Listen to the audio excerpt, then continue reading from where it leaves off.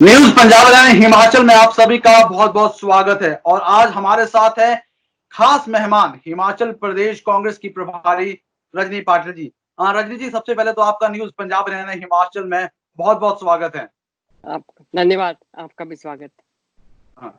Ma'am, मेरा पहला आपसे सवाल है, हिमाचल प्रदेश में जिस तरह से घटनाक्रम हुआ है, कांग्रेस को कहीं ना कहीं है हाथों हाथ एक मुद्दा मिल गया। हाथों हाथ नहीं मुद्दा मिला है। इसके लिए हमारी पार्टी के सीएलपी लीडर और कांग्रेस प्रेसिडेंट ने बहुत दिनों से हर बार ये सवाल उठाया, ये मुद्दा उठाया और लोगों को और विधानसभा में उजागर करने की कोशिश की और उसी के फलस्वरूप एक दबाव बढ़ाया गया और जिसके कारण सरकार को ये कदम लेना पड़ा कि वो इंक्वायरी करे और जो डायरेक्टर हेल्थ है उनको स्कैम के अंदर अरेस्ट करे। और उसके बाद में फिर जो घटनाक्रम हुआ है वो आपको सब मालूम है। लेकिन मैम, अगर इस पूरे घटनाक्रम की बात करें, पूरा विश्व इस वक्त कोरोना से जूझ रहा है और ऐसे समय में आरोप लगते हैं हेल्थ डायरेक्टर के ऊपर, और जिसके तार है सीधे बीजेपी स्टेट प्रेसिडेंट के साथ कथाकथित तौर पर है वो लग रहे हैं। फिलहाल क्या मानते हैं आप, ऐसे दौर पर जो राजनीति है हिमाचल प्रदेश की वो गरमाई है? मुझे लगता है कि हमेशा बीजेपी का जो दोहरा चेहरा है उसको हमने बेनकाब करने की कोशिश की है। प्रधानमंत्री एक तरफ बोलते हैं जब पहली बार प्रधानमंत्री होते हैं कि मैं ना खाऊंगा ना खाने दूंगा, और उन्हीं के पार्टी का जो गवर्नमेंट होता है छोटे स्टेट में, कोई हिमाचल हो या उत्तराखंड हो, तो वहां पे अगर ऐसी घटनाएं घटती है तो मुझे लगता है बहुत दुर्भाग्यपूर्ण है। और कोविड जैसे महामारी के समय जब पूरे विश्व उसके साथ जूझ रहा है और हिंदुस्तान में इतना सब पूरा विश्व बंद पड़ा है, तब आपको इस तरह से सफाई देनी पड़ती है, रेजिग्नेशन देना पड़ता है। ये बहुत ही शर्मनाक बात है, ऐसे मुझे लगता है। लेकिन इस दौर में भी जो बीजेपी है वो कह रही है कि नैतिकता के आधार पर रेजिग्नेशन है वो दिया गया है, उस रेजिग्नेशन को एक्सेप्ट किया गया है। और फिलहाल जब कांग्रेस है आरोप लगा रही थी बीजेपी के ऊपर, उस पार्टी के ऊपर जो इस वैश्विक महामारी में लगातार काम कर रही है, सिर्फ नैतिकता को इस इस्तीफे का मूलधार बनाया गया है। नहीं, मुझे ये उनका ये सही नहीं लगता है कि नैतिकता के आधार पर उन्होंने किया है, ये मुझे लगता नहीं है। उसका सही असली कारण यही है कि उन्होंने डाइवर्ट करना है इशू। जो इशू है वो डाइवर्ट करने के लिए ये नैतिकता का आधार का शब्द उन्होंने इस्तेमाल किया है। लेकिन मुझे ये कहना है कि जब इस महामारी के साथ में हमारे सोनिया जी और राहुल जी के निर्देश के अनुसार हर कोई कांग्रेस का कार्यकर्ता लगा है कि हर कोई आदमी को कोई मदद कर रहा है, कोई खाना दे रहा है, कोई अनाज बांट रहा है, तब उस टाइम पे अगर आप इस तरह से हरकतें करते हो तो मुझे लगता है कि ऐसी बातें नहीं होनी चाहिए। लेकिन मैम, ओवरऑल अगर हिमाचल के सिनारियो की बात करें, खास तौर पे पिछले 2 ढाई महीने का जो सिनारियो रहा है, बार-बार है कांग्रेस है वो आरोप लगा रही है बीजेपी के ऊपर, बीजेपी है लगातार हमलावर हो रही है। इस मुद्दे के बाद क्या आने वाले दिनों में हिमाचल प्रदेश में जो राजनीतिक हलचल है, वो क्या वो बढ़ जाएगी? क्योंकि ऑलरेडी 3 पद है वो हिमाचल बीजेपी में वो खाली पड़े हैं। स्टेट बीजेपी प्रेज़िडेंट है, वो पद अब खाली हो गया है। देखिए, ऐसे है कि आपने एक देखना चाहिए कि एक तो ये जो घटना हुई है ये सरकार के कार्यकाल में हुई है। सरकार का उसकी जिम्मेदारी अगर मूलतः किसके ऊपर आती है, वो सरकार के ऊपर आती है। तो हिमाचल सरकार का मुखिया करके मुख्यमंत्री की जिम्मेदारी बनती है कि इसका जवाब दे। और दूसरा, और एक दूसरी बात है कि अभी आजकल 4-5 महीने से ये जो हेल्थ डिपार्टमेंट है ये भी मुख्यमंत्री के पास है, और जो इन्वेस्टिगेशन डिपार्टमेंट है, विजिलेंस, वो भी मुख्यमंत्री के पास है। तो ऐसी स्थिति में कैसे निष्पक्ष जो इंक्वायरी होती है हो सकती है, ये मेरा सवाल है सरकार से। और इसलिए अगर निष्पक्ष चाहते हैं और अगर सही मायने में वो मॉरल हाई ग्राउंड बोलना चाहते हैं, तो मुझे लगता है कि मुख्यमंत्री जी ने भी इसका विचार करके जिम्मेदारी लेनी चाहिए और फिर उसकी निष्पक्ष इंक्वायरी होनी चाहिए। मैम, क्या आपको लगता है कि आने वाले दिनों में इसके तार है और भी दूसरे नेताओं के साथ जुड़ते हुए नजर आएंगे? इसमें बहुत कुछ अभी और निकलना बाकी है, इस कथा बिल्कुल कथित बिल्कुल बिल्कुल, जो ये तो ट्रेलर है।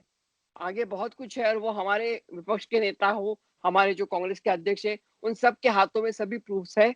हम समय समय पर उसको उजागर करेंगे। हमारे विपक्ष के नेता है, उन्होंने विधानसभा में ये सवाल बहुत बार उठाया था, लेकिन किसी ने ध्यान नहीं दिया था। लेकिन सौभाग्य से ये बात ऐसी हुई कि उनको मानना पड़ा और हमारी बात हमने कभी झूठ नहीं बोला था। हमने इसमें राजनीति करने की कभी कोशिश नहीं की थी। तो मुझे ये कहना है कि राजनीति अलग, लेकिन ये जो चीज़ है कि जब कोविड के बीच में अगर भ्रष्टाचार का मामला सामने आता है, तो इससे कोई भी बुरी बात हो नहीं सकती। पूरे हिंदुस्तान में इसके ऊपर छींटू हो रही है। मैम, क्या कांग्रेस आने वाले दिनों में इस मुद्दे को लेकर है, क्या हिमाचल प्रदेश में कोई प्रदर्शन वगैरह करेगी, किस इस मुद्दे को लेकर कैसे आगे? देखिए, हम अभी सोच रहे हैं किस तरह से उसको आगे ले जाना है, लेकिन अभी जबकि लॉकडाउन है, तो लॉकडाउन में तो बाहर नहीं निकल सकते, तो हम सोशल मीडिया पे पहले कैंपेन शुरू करेंगे और सोशल मीडिया पे लोगों को उजागर करने का काम करेंगे, लोगों को जागरूक करने का काम करेंगे।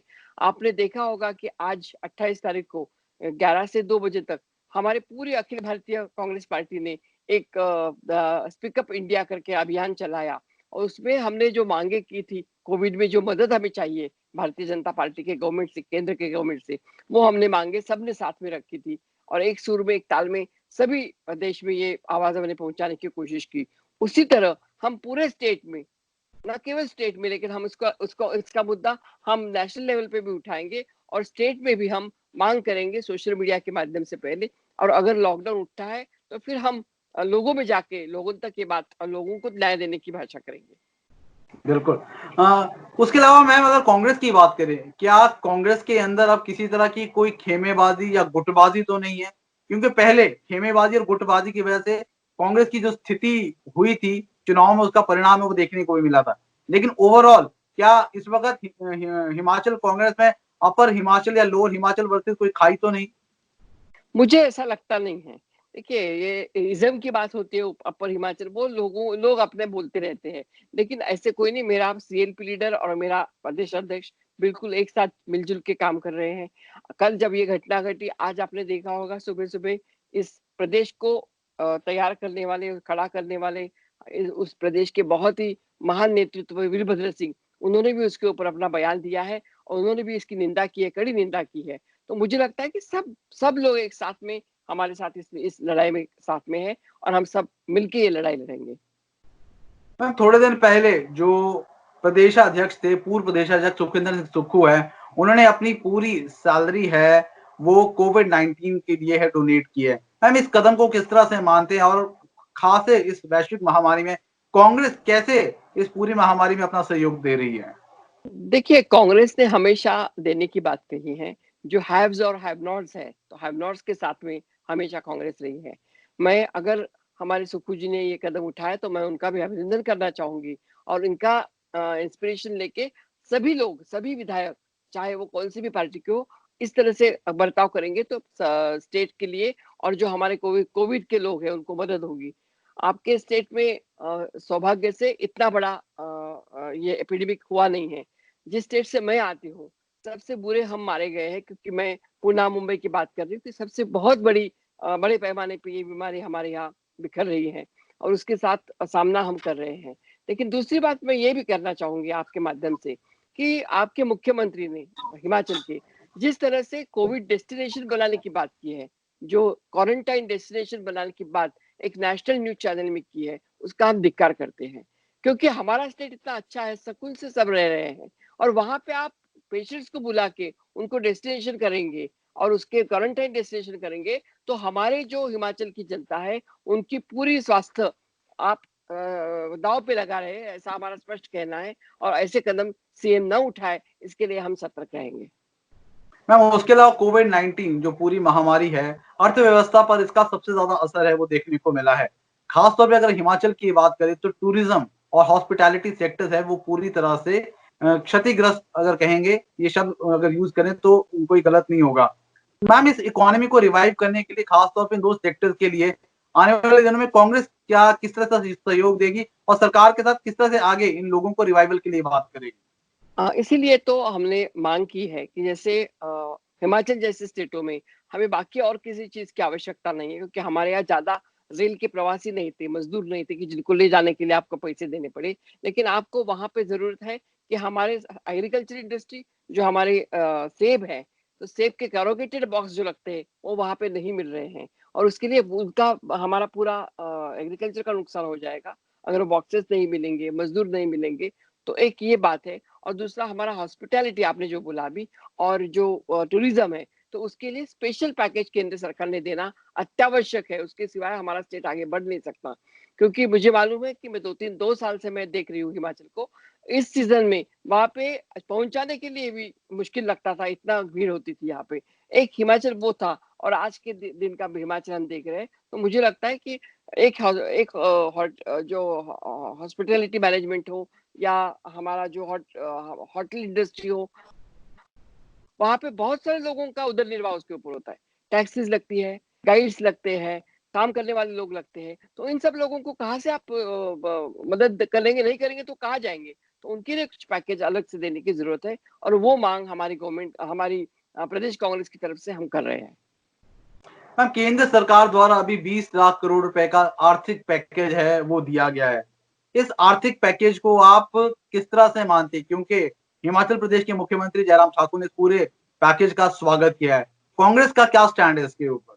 नहीं, हम देखिए, कंस्ट्रक्टिव कोऑपरेशन का हमने हमेशा समर्थन किया है। कोविड के लिए जो जो भी कंस्ट्रक्टिव कोऑपरेशन है हमने कोशिश की, लेकिन हमें लगता है कि 20 लाख करोड़ रुपए का जो पैकेज है वो सिर्फ दिखावा है। वो बोलते कुछ है और करते कुछ है। कोई स्पेसिफिक उदाहरण वो दे दे, जैसे अगर हिमाचल के उन्होंने बोला कि हमने ये टूरिज्म के लिए इतना इतना पैसा रखा है बाजू में, तो हम मानेंगे। लेकिन आप कर्जा देंगे, अगर स्मॉल स्केल इंडस्ट्री और मीडियम स्केल इंडस्ट्री को आप कर्जा देंगे और बोलेंगे वो कर्जा ही हम मदद कर रहे हैं, उनको अनुदान देना चाहिए, उनको मदद देनी चाहिए। हमारे जो गरीब मजदूर हैं, जो हॉस्पिटल्स में काम करते हैं, जो होटल्स में काम करते हैं, जो बागबानों में काम करते हैं, उनको आपने डायरेक्ट उनके अकाउंट में 7,500 रुपए पर मंथ 6 महीने के लिए कम से कम डालनी चाहिए। और ये अगर नहीं होता है तो फिर आगे चल के इन लोगों को जीना मुश्किल हो जाएगा।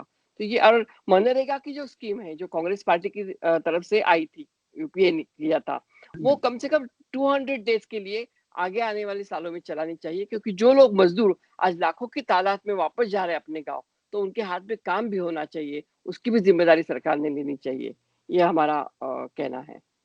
मेरा लास्ट सवाल आपसे है, फिलहाल अभी तक अगर हिमाचल की बात करें, उस लिहाज से बाकी राज्यों के मुकाबले तो स्थिति काफी बेहतर है और हिमाचल प्रदेश में ऑलमोस्ट कोरोना है वो खत्म होने के कगार पर था। लेकिन जब से हिमाचली है दूसरे राज्यों से उन्हें हिमाचल प्रदेश लाया गया, उसके बाद से कुछ केसेस है उसमें इंक्रीज देखने को मिला है। फिलहाल अभी तक हिमाचल प्रदेश इन कोरोना मरीजों को किस तरह से हैंडल कर पाई, आपकी क्या राय है उसके ऊपर? नहीं, मुझे लगता है पहला कदम हमारा, मेरे ख्याल से, कि जब हमारे बाहर से लोग आए, प्रदेश से लोग आए, तो एयरपोर्ट पे ही उनको रुकवाना चाहिए था और क्वारंटाइन करके उनको चेक करके ही अंदर लेना चाहिए था। हमने पहले उन लोगों को अंदर लिया, जैसे आपके यहाँ भी वैसे ही हुआ कि आप लोगों ने अंदर लिया और उसके बाद में वो बीमारी बढ़ गई। मुझे याद है कि 1 महीने पहले सिर्फ 1 पेशेंट बचा था आपके यहाँ, कोई भी ज्यादा पेशेंट नहीं थे, और वो भी एक पेशेंट जो मर गया था, वो कहीं अमेरिका से या कहीं से आया था, वो कांगड़ा में आया था। तो उसके बाद भी ये बढ़ गया। तो मुझे लगता है कि इसके लिए हमारा टेस्टिंग होना आवश्यक है। हमारे हिमाचल में टेस्टिंग की फैसिलिटी बहुत ही कम है। हमारे हॉस्पिटल, जो कोविड हॉस्पिटल्स है, वो सिर्फ 3 है पूरे हिमाचल में। वेंटिलेटर्स की उपलब्धता कम है। और आज आज पूरे देश का अगर आपने जायजा लिया, तो पूरे देश में हमारे 70% वेंटिलेटर्स प्राइवेट हॉस्पिटलों में है, 80% आईसीयू प्राइवेट हॉस्पिटलों में है, सरकारी हॉस्पिटलों में नहीं है। तो गरीब लोग कहाँ जाएंगे? तो ये भी आवश्यक है विचार करने के लिए। कोविड से डर लगने से हमारे यहाँ जो इंफ्रास्ट्रक्चर है हेल्थ का, वो बहुत कम है, इसके लिए डर लगता है। कोविड से डर नहीं लगता ज्यादा। बिल्कुल। बहुत बहुत धन्यवाद मैम, न्यूज पंजाब हरियाणा हिमाचल में अपना समय देने के लिए। और खास तौर पर हिमाचल कांग्रेस की प्रभारी का कहना है कि फिलहाल इस वैश्विक महामारी में जो हिमाचल है वहां पर जरूर जो केसेस है वो कम है, लेकिन जिस तरह से अभी ये हेल्थ स्कैम सामने आए उसके बाद कहीं ना कहीं कांग्रेस को जरूर मुद्दा है वो मिल गया है। धन्यवाद मैम। Thank you.